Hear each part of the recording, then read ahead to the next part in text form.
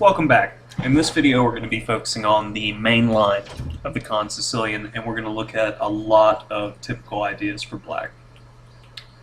So first, I'd like to stop in this position and really again emphasize the importance of the bishops in this position for black. Do not trade your dark square bishop unless you're going to be winning a piece. It's better to bring it back and waste a tempo than it is to give it up. Bishop d3 is the main line. So knight f6. Now, when looking at this position with students in the past, they're always like, well, I'm supposed to stop e5. He can play e5 here. No, he cannot. After queen a5 check, he is losing the e5 pawn. So that's why we use this move order. You will have someone play this against you. So after castles, now e5 is a threat. So how do we stop it? Queen c7. An important move that we see in other variations of the Kan. So now, white is going to try to play e5 again. So we'll look at various moves to see how he's going to try to do it. And we'll look at one in particularly very nasty variation for white that you need to be prepared for and aware of. Typically the Kan is a very, very solid opening, but there's one line in the main line from the very, very solid structure that we use that can get you into trouble. We'll go over it last. So after rook e1, e5 is being prepared. How can we stop it? d6. This move b4 is interesting. Get some space on the queen side.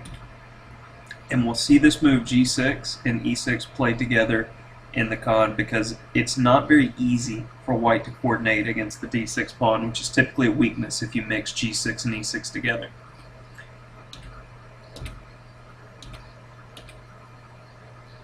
And this next move by Serper I really, really liked because of the idea that follows up.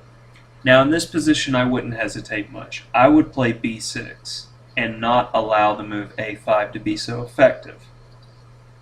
Serper just simply allows it. But then begin to understand his plan when you see the follow-up. e5 getting a tempo, forcing him away, and d5 hitting the center. So this idea needs to be remembered. If your opponent's playing on the wing, you need to be striking in the center. So that handles the rook e1 idea. So how about the simple b3? Again, we get simple development. We see this Marazzi bind type structure again, g6. Very simple. b6. We have our very solid structure. Getting prepared for action in the center.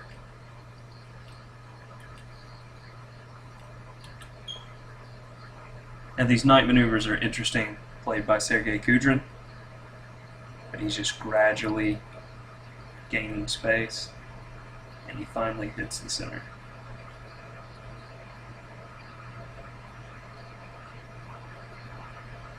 Played in a very aggressive manner, and Shabalov resides. So we can see that once we get our solid structure, you need to start looking for plans. Next up, we'll look at queen e2. It has the same type of idea as rook e1, except I feel that this is a more aggressive version because we can use that rook on f1 to propel our attack if we play f5 quickly at some point. So after d6,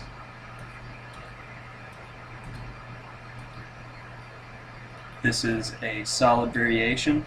This game was played by Almazi and Anand in '97. And I really like this idea with knight c6 because he's using it because he really wants to control the e5 square. He took and then controlled e5. And black just gets this protected pawn, and this is just a long-term advantage. I'll quickly go through the rest of the game to show you how he's able to maintain that pawn and make it a critical advantage. So with the bishops, it was so important to have that passed pawn. He gives up the exchange, and then gradually, now 2 passed pawns, and the rooks, as strong as they are, can't coordinate. Black picks off a weakness, and white resigned here.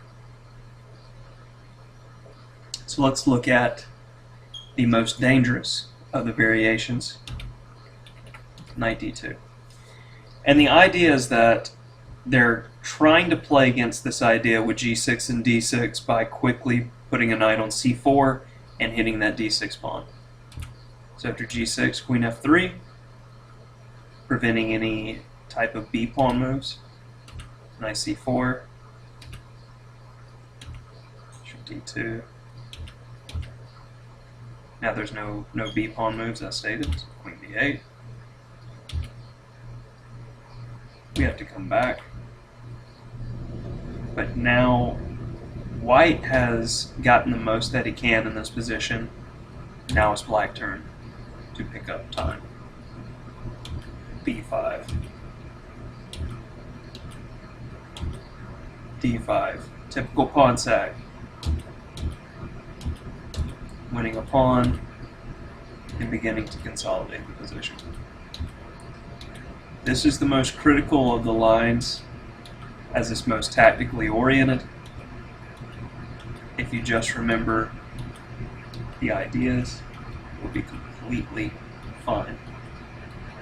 In the Kan Sicilian overall, when we're looking at positions, the main themes that you have to remember, the ideas that have been discussed in these brief videos, are more important. So overall structure orientation is extremely important. And I've quickly gone through this game as I'm talking, just to emphasize how clean and easy some of these positions are to play. You just put your pieces on natural squares. So it stems from the structure. When you can play b5, you want to do it. When they play a4, you typically are going to play b6 and get a hedgehog. When they play c4, we go for the hedgehog structure. If we see an early f4, we're typically going to play d6, queen c7, and g6, stopping f5. Always control the e5 square. These are the typical themes, and you will get a solid and very playable position against anyone.